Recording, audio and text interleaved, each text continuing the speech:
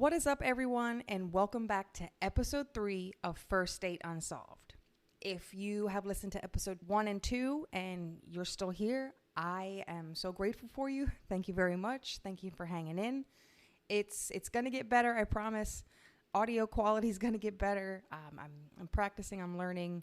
I'm actually recording out of the order that I have written episodes, so it still might be a little bit funky, but bear with me. I'm getting the hang of it. I promise it's going to be great. Just hang in there. Sit tight with me, okay? In this episode, we are going to cover the unsolved case of 28-year-old Jane Marie Prichard. Growing up in Delaware, it became apparent to me at a young age that we don't really have a lot of local news readily available to us. If something wasn't in the newspaper, then we didn't know about it, right?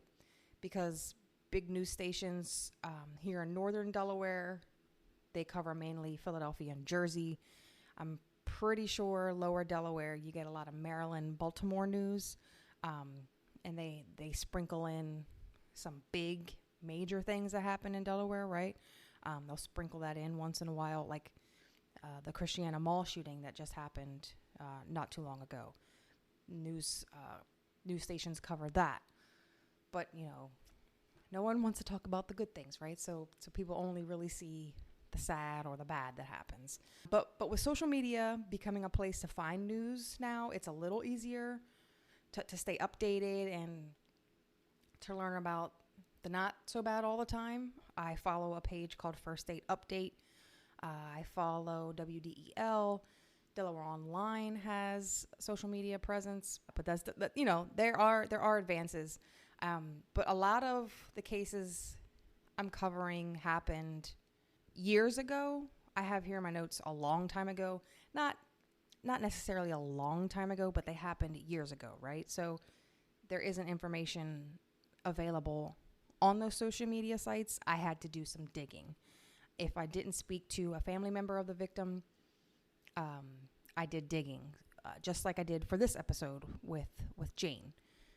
Once I happened upon this case, the details were there, but this case is considered one of the more known unsolved cases in Delaware, and I still never heard of it. I would have known nothing about it if I hadn't been searching for this kind of thing, Uncovered.com, I'll link that in the show notes, but Uncovered.com even lists Jane's case as a, air quote, famous unsolved murder in their short but mentioned famous, here more air quotes, famous Delaware murders section. After seeing that, I had to go to Google and I was like, okay, who's Jane Marie Prichard? Let's see what I can find out. I was able to dig up 10 other podcasts with episodes on Jane's case. The episodes range from 4 minutes long all the way up to 76 minutes long. 10 different podcasts knew enough about this case to cover it, even though I've never heard of it and anyone I've ever asked has never heard of it. Now you're going to get to learn about Jane and what happened to her. To start, Jane was not from Delaware, so I don't know if that had something to do with the coverage that she got for her murder. I don't know. I just know that she was from Maryland and there was a good amount of information available on her and this crime. I made great use of a Washington Post article from 1986. An article from 1986 had more information in it than some of our articles now. Again, I don't know if her being from another state had anything to do with it, but I will link all the articles that I used for research in the show notes. And, enough of that. Here we go. On the afternoon of September 20th, 1986, Jane's body was discovered by a couple from New Jersey who decided to set up camp in the scenic grounds of the Delaware's Blackbird Forest, just outside of Middletown. The Blackbird Forest is Delaware's northernmost state forest and stretches over more than 6,000 acres. Prichard was a botanist and visited Delaware's parks often to research plant life. Jane was attending the University of Maryland to obtain her master's in botany and had hopes of becoming an environmental lawyer in the future. She was in the Blackbird State Forest, concentrating on a plant called the hog peanut or ground bean, which is a vine in the legume bean family, and it looks similar to a honeysuckle plant. I was also able to determine that this plant's prime season is in the late summer, which around here in Delaware occurs in August. August into September is our late summer. So with the cooler fall temperatures right around the corner, Jane decided it would be best for her to cram in as many hours as possible to wrap up her study and finish her project. Those of us from the area can attest to how unpredictable spring and fall seasons can be. This spring, for example, I swear, some days it was 80, and then the next day it was a high of 50. Or, it was 75, beautiful, sunny, and it dropped down to almost 30 degrees at night. Our seasons here are a little bit unpredictable, so Jane thought it would be best to cram in what she could while she had time. Jane was born in Tacoma Park, Maryland in 1958. Janie, as she was affectionately called by her family, grew up on a farm in the very, very small town of Barnesville, Maryland, where she lived with her parents, Walter and Audrey. She also lived with her siblings, Keith, Greg, and Beth. Now, when I say small, I mean small. The town she lived in was small. I just mentioned that the Blackbird State Forest covered 6,000 acres. The city of Barnesville covers 314 acres, and it has a population of just over 144 people. I graduated high school with more people than that. So, needless to say, it's small.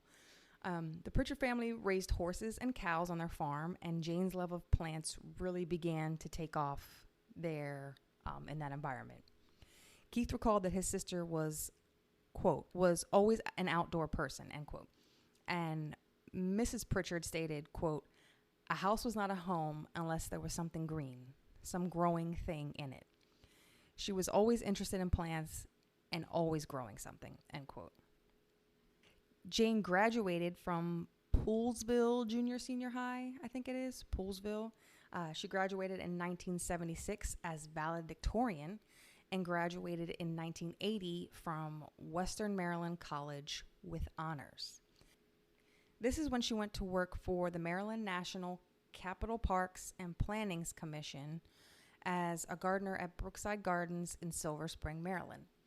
She bought a small cottage in Clarksburg, 15 minutes from her parents' house, and wasted no time getting to work on her gardening, filling her yard with flowers. 4 years later, she decided to return to school and get a master's degree in botany. Prichard was headstrong. Her mother once stated that, quote, once she made up her mind to do something, she wanted to do it yesterday, end quote. Doing something like enrolling in a university on the spot as a student and teaching assistant doesn't just happen, but Janie knew what she wanted and she wouldn't rest until she made it happen. Jane had the passion and the intellect to achieve anything that she set her mind to, and even drove as far as California in her prized 1966 Datsun 2000 convertible, looking for schools that met her criteria.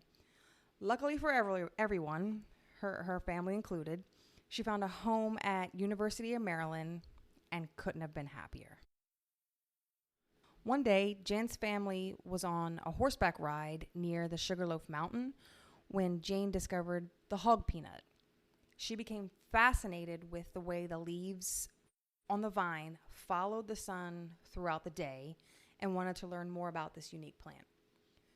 When narrowing down areas to conduct her research, Prichard chose the state forest specifically because it was located in an area that was safe and crime didn't occur often there. A little foreshadowing for you. Jane would load up her truck and make the 115-mile drive to the forest from her home every few weeks and spend an entire day just watching the vines. Jane could often be seen with her gas-powered generator running and electronic monitoring equipment hooked up to the vines not far from the forest office building. According to that Washington Post article from 1986 that I mentioned earlier, Jane even became acquainted with the forest staff and forest manager John C. Bennett. John was quoted saying, "She was very dedicated and enthusiastic about her work. If I'd let her, she'd have spent days telling me about her work." Jane's mother, Audrey, attested to that fact in the same Washington Post article when she said that while Jane was working on her project, the family, quote, was forced to sit and watch slides and the progress of her bean plant as it followed the sun, end quote. I think it's cute that Audrey calls the hog peanut Jane's plant. It shows how truly proud of her work that Jane was and how much time she invested in doing her research. And, you know, I can imagine if you're not interested in the hog peanut, probably like Jane's family wasn't. It was most likely a very boring experience for them, but, you know, they encouraged her nonetheless. All right, so again, it's September. Summer is just about over. This is that time of year where it's yucky hot during the day and it's starting to cool off at night. And the days are slowly getting shorter and temperatures are slowly cooling off. So Jane wanted to ensure that she had as much time as possible to sit and observe the vines. Her project was just about finished and her degree was merely months away. A friend of Jane's who lived in Lewis, Delaware, invited Jane to stay over the night of September 19th so that Jane could get an early start that Saturday morning. So Friday evening, Jane loaded her equipment into her blue and white Chevy Blazer, just as she had always had done, and made the trek to her friend's home in Lewis. The next morning, September 20th, Prichard arrived at the forest at about 7 a.m.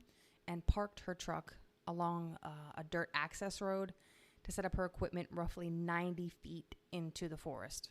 So roughly 90 feet in from the road. Along with electronic monitoring equipment, Jane took minute-by-minute notes of the plant movement and entered her findings into a journal. When I say her notes were detailed, I like minute-by-minute notes. That is not a joke. Right now it's 5:46 p.m. She would make a note. And then again at 5:47 p.m., she would make another note. She was detailed, meticulous when it came to these notes. On that day, September 20th, the journal entries stopped somewhere after 10 a.m., and that is when it's estimated that Jane was shot. Later that evening, on the 20th, around 5:30 p.m., the couple that I mentioned in the beginning of the episode were walking a trail when they noticed Jane's partially clothed body roughly 20 feet from her equipment. That couple immediately called police. The shooting took place during the first week of squirrel hunting season. Yes, apparently there was a squirrel hunting season at some point in Delaware. Side note, even if you don't know anything about hunting, I'm sure that it's common sense to know that it's not safe to have people walking along trails or conducting research just outside in general, all in the same area where guns are going off. I'm just saying. But it was 1986, and this is Delaware, so, you know. Forest officials estimate that 25 to 50 hunters were in the forest that day, but authorities were confident that this was no accident, despite the lack of any motive. Jane had been shot in the back by a shotgun and ultimately bled to death from her wounds that she sustained in her shoulder and neck. And this, folks, is where it gets muddy. Again, I've mentioned there are other podcasts about this. I've listened to a few of those other podcasts, and I've done my own research, of course, but there are so many different reports on how the investigation of the crime scene took place, so don't shoot the messenger here. I'm just delivering what I found. If you are a fan of true crime at all, You kind of know when things are going to go south. You kind of know when investigators don't do what they're supposed to do. There seems to be a discrepancy as to if investigation took place right away when police arrived, or if police waited a day or two to look over the scene of the crime. There's also different reportings regarding evidence that was collected. For a fact, this is a fact, one human hair was found at the scene and identified not to be Jane's hair. Jane had long brown locks, and the hair that was found near her body was a short human hair. Apparently, some reports indicate that this could have been a pubic hair, but that detail was not shared everywhere. This would make sense to me since Jane's body was found partially undressed, but there was never any confirmation as to if Jane had been sexually assaulted or not. Again, I'm just the messenger here, so don't come for me because of the lack of details, okay? I did my best. Another thing that is for sure is that after interviewing around 300 people, Newcastle County Police asked the public for help and wanted anyone with any information to come forward. They had just come to a place where they were kind of stuck. They didn't know where to go next, so they figured their best bet was to reach out to the public and see what other people, would come forward with. A local man who had been hunting in the forest the day that Jane was killed called in the same day that police asked for help and told them everything he saw. I'm not going to release the name of this man because he eventually did get charged and spent almost a year in prison for a crime that he did not commit. The hunter explained that he saw Jane the morning of her murder, and he mentioned that he noticed a man not far from where she had been set up. The hunter gave a description of the man, and police were able to put together a composite sketch. That sketch can be found over on our Instagram and Facebook pages if you'd like to take a look, but he was able to provide enough details, and police did make a sketch. The hunter was also very detailed in the description that he gave of Prichard's clothing, equipment, and the surrounding area at the time. Unfortunately, the great attention to detail on this man's part is what led him to being Newcastle County's #1 suspect. They took his great memory and attention to detail as a sign that the man probably spent more time with the victim and in that area than he initially admitted to. Police interviewed him a few more times, pointing out some inconsistencies with his story, and they even went as far as calling him on a daily basis until he complained that he started to feel harassed. Detectives acknowledged that the calls were a little bit excessive and let the hunter know that, you're no longer a suspect. We're sorry for harassing you. No worries. You're not a suspect. Go on, live your life, right? Just 1 month later, the man was arrested and charged with first-degree murder and possession of a deadly weapon during commission of a felony. So just to recap, because I read a little fast sometimes.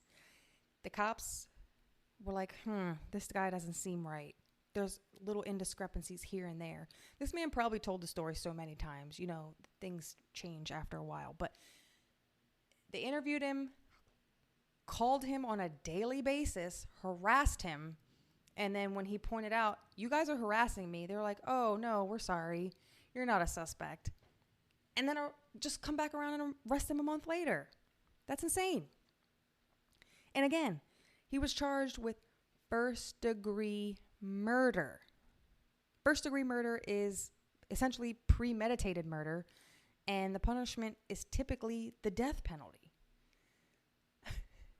Okay, let that sink in. None of the information that I found indicated that law enforcement had anything against this man other than, the holes they found in his alibi. So to be charged with first-degree murder for just coming forward and trying to help with a murder investigation is crazy. It's crazy. It's crazy. It's crazy. Now, an interesting fact is that this was one of the first cases to use DNA testing in an attempt to solve a crime.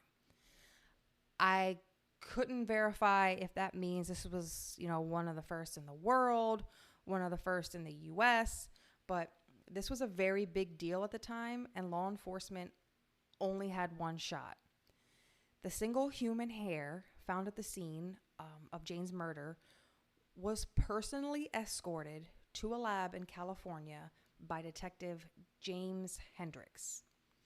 This man took the evidence in a little envelope or baggie or what have you, had it on his person the entire time he flew to California. They were not taking chances with this, okay? They knew this is it. So when the results came back, they determined that the DNA of the hair was not a match for the man in custody. So the man they harassed, arrested a month after they told him he wasn't a suspect, this DNA from the hair did not match his. So after 10 long months in prison, all charges were dropped and the man was set free, and the case eventually went cold. In October 2014, Newcastle County created a unit specifically dedicated to investigating and solving cold cases, and announced that Jane's case would be the first case to be reopened. According to detectives, there is other evidence that was collected at the scene back in 1986 that is capable of producing DNA now.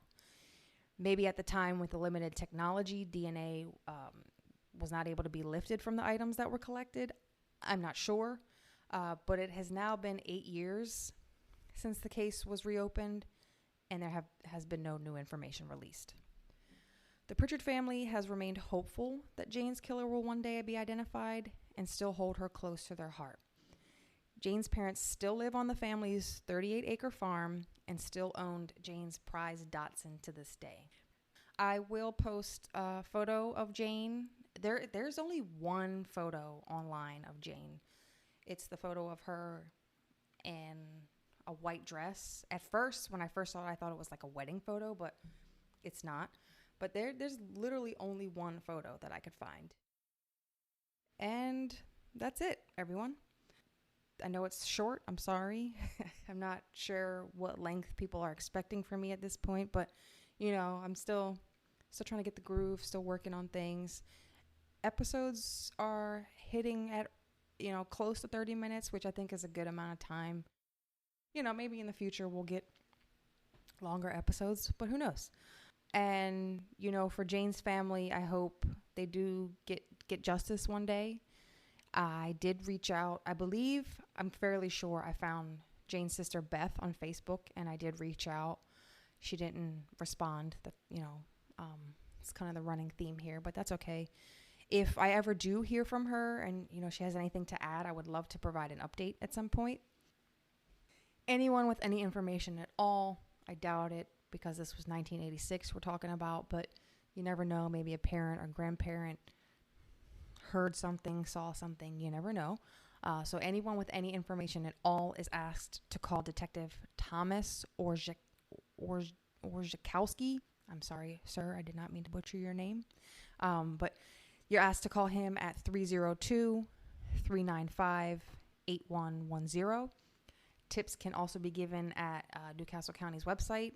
The website is nccpd.com. Through Facebook, Newcastle County's Facebook page, or as always by contacting Crime Stoppers at 1-800-TIP-3333. Thank you again if you made it through this episode. There will be an episode next week. I wanted to kind of do a bulk drop on the first day just to kind of give people a few episodes to listen to. But yep, there will be an episode next week about a young Wilmington man, and I interviewed with his mother. We will talk about him. We will talk about her. You'll get to hear from her because, she did do an interview with me. So yeah, I look forward to you guys hearing that. And I look forward to putting out more episodes for you guys. Thanks so much. And just remember, this is Delaware, but that doesn't mean nothing ever happens here. If you thought nothing ever happens here, you thought wrong. Bye, guys. Thanks.